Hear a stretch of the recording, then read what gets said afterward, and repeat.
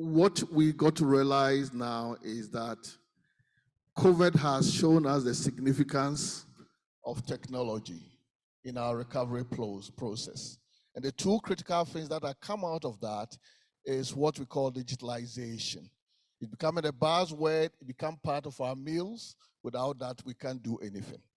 Then another important component is what we call the fintech, financial technology. And these two are catalysts for driving this industry. In terms of recovery, I'm going to start with you, Frank, being the private sector. How can we unlock the value of this to speed up the rate of recovery in the industry from private sector perspective?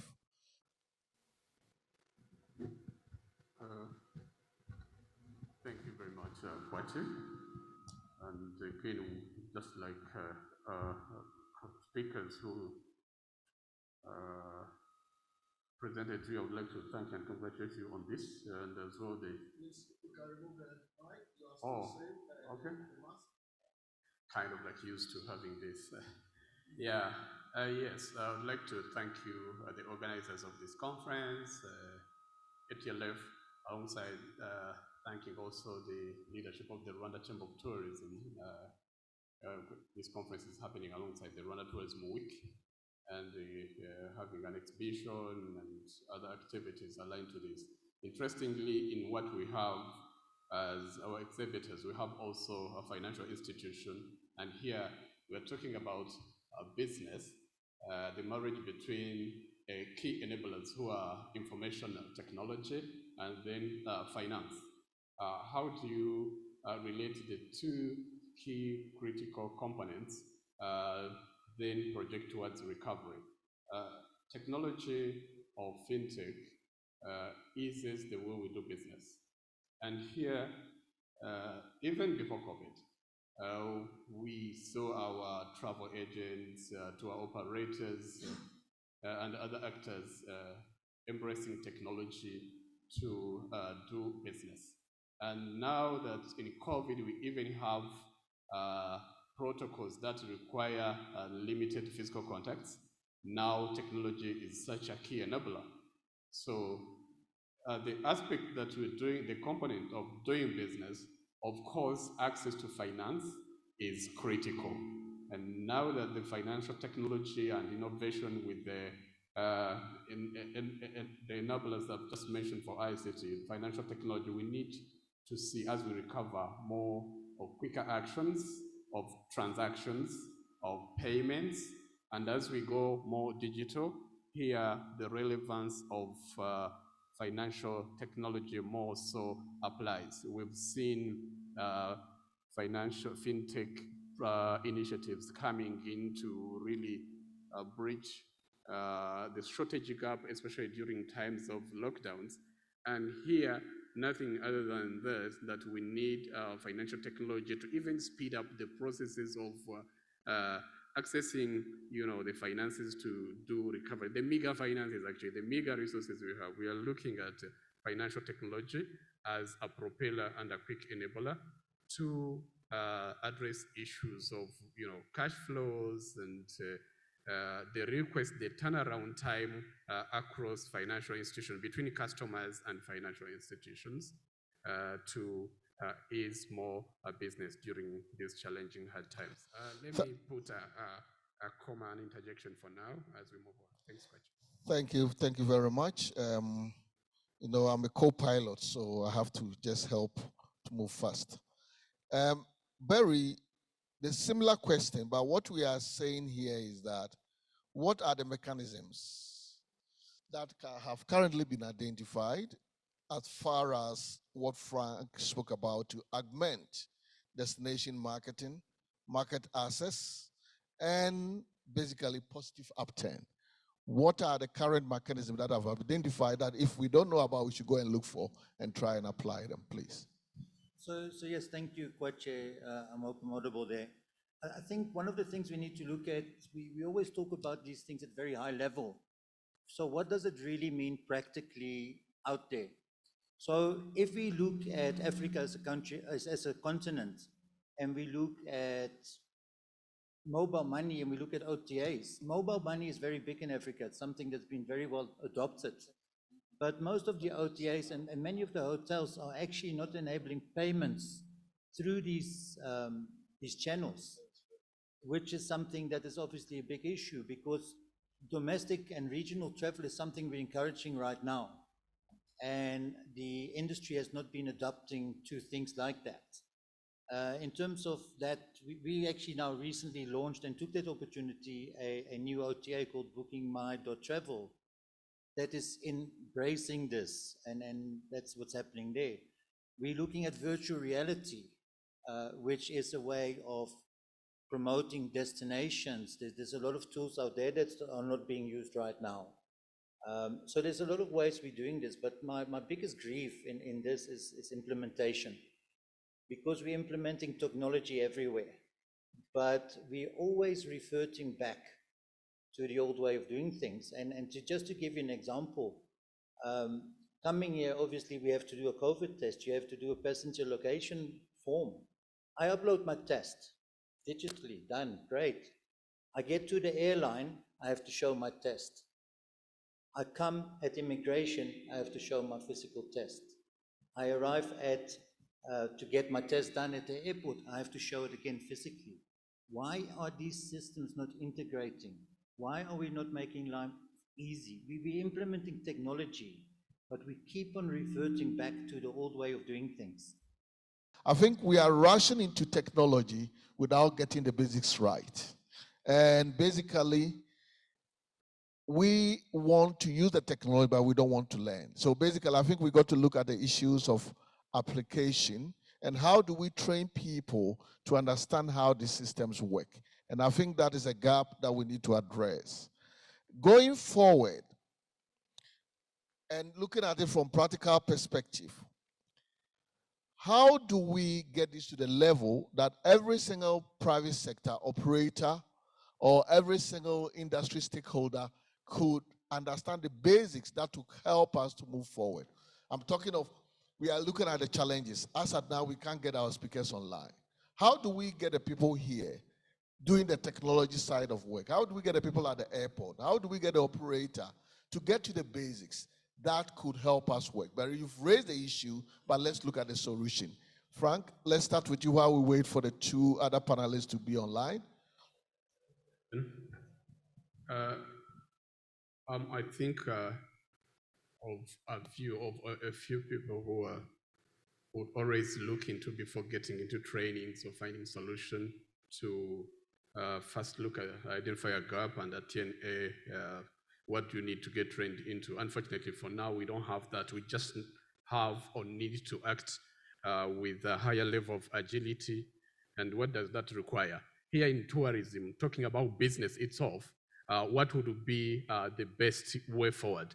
If we were to sell or to do the business, look at the market segment before even going anywhere. Where are you going to apply that? And by the way, again, still to highlight and to insist, it has to be both a public-private sector partnership model, whereby there is the infrastructure itself. Before clapping hands to what technology can solve, of course, this kind of the channel of enablers has to be having a well-set infrastructure.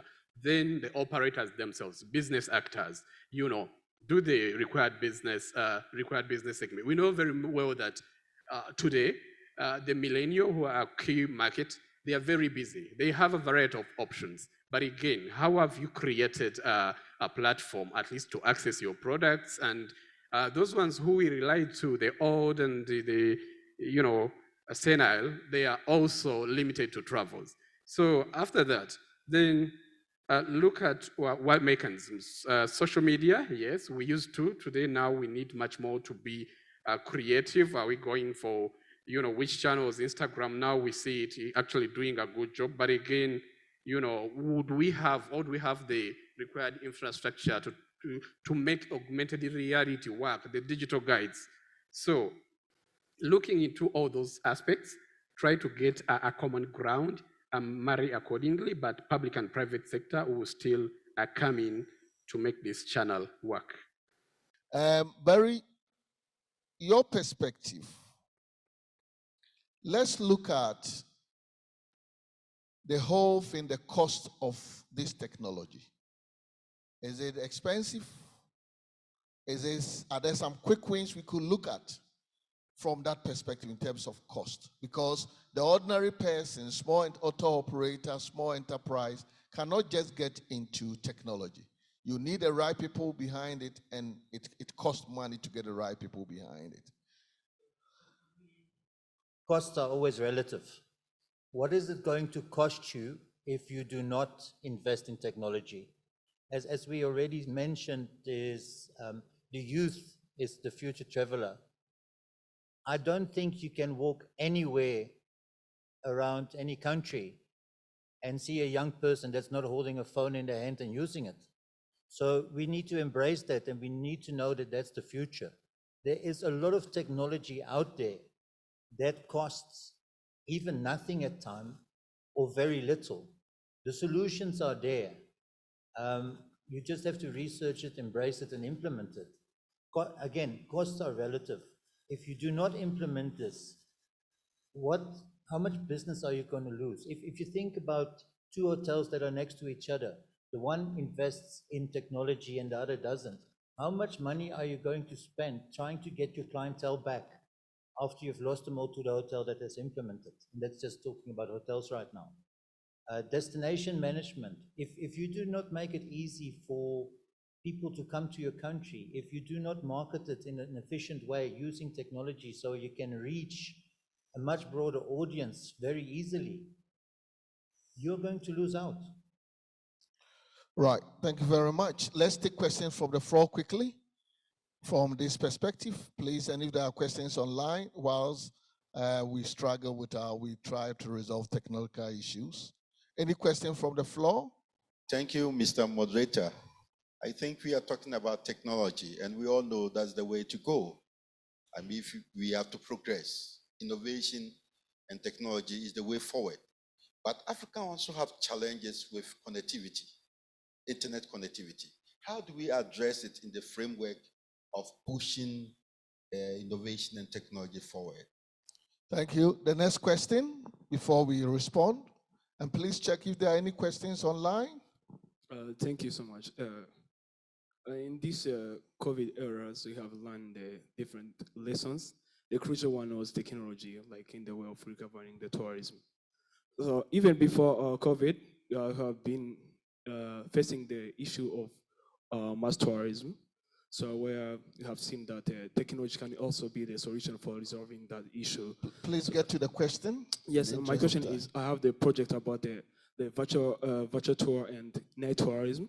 So, and I have the challenge about the financial, it's still pretty expensive. So investing that virtual and turning and also the, convincing the people how can be turning from the physical tourism into the virtual one, and also to turning the from the day tourism up to the night tourism or night experience. Day Thank tourism you so much. to night tourism. Okay.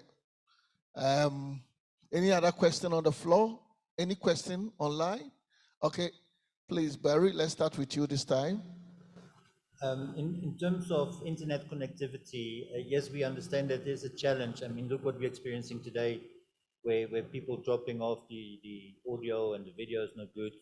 But it's something that's improving. And I think mobile networks in general are pretty good. We are catching up and it's getting better.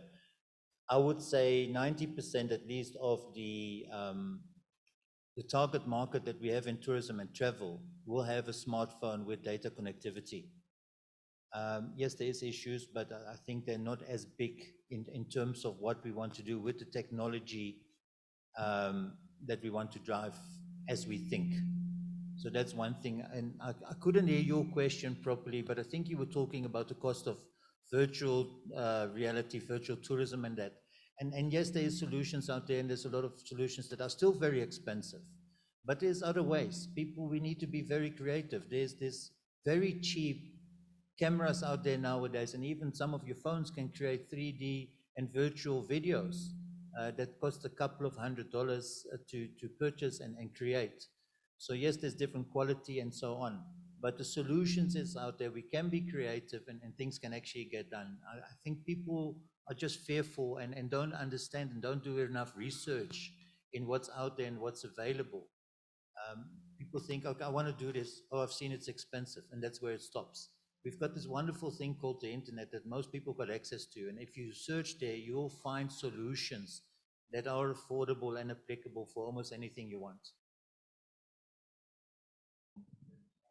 Right, Frank? Yeah, what would make, how would we make it accessible? I mean, the internet infrastructure and so on. I think we need to prioritize investment into the internet infrastructure. Governments, public policy or policymakers, if they make this a priority, they are creating a supply to allow a demand that would follow. Sometimes we reach out to these telecom companies or whatever, banks when the system is down, and we're like, you've been singing or preaching this, that this theory that system is down and now we cannot process your payments or cannot process, permits, payments and so on. Up to when?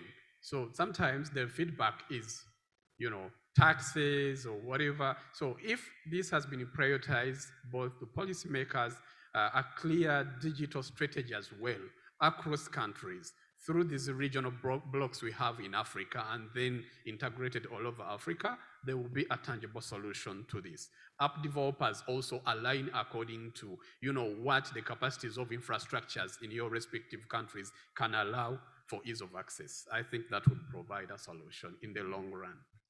All right. I think every misfortune is a blessing. We lost 2 or 3 of the panelists online. However, we need to give time for the others to proceed. So in conclusion, I think there are a couple of things that we need to look at. The cost of getting technology going at all levels. And as you said, when you say, is it costly, expensive, it depends on how much and what you want to do. But for me, the most critical thing is training, capacity building in these areas. Because we are using technology like plugging apples and oranges from the tree. We don't know how the tree grew and the tree started bearing fruits. And we just want to grab and eat. And I think that is why we are having the challenges. A good example is what we are facing now. So I think my takeout from this is, before we apply, let's try to understand what we are applying. We don't just eat. We got to understand what we are eating. And that is a lesson.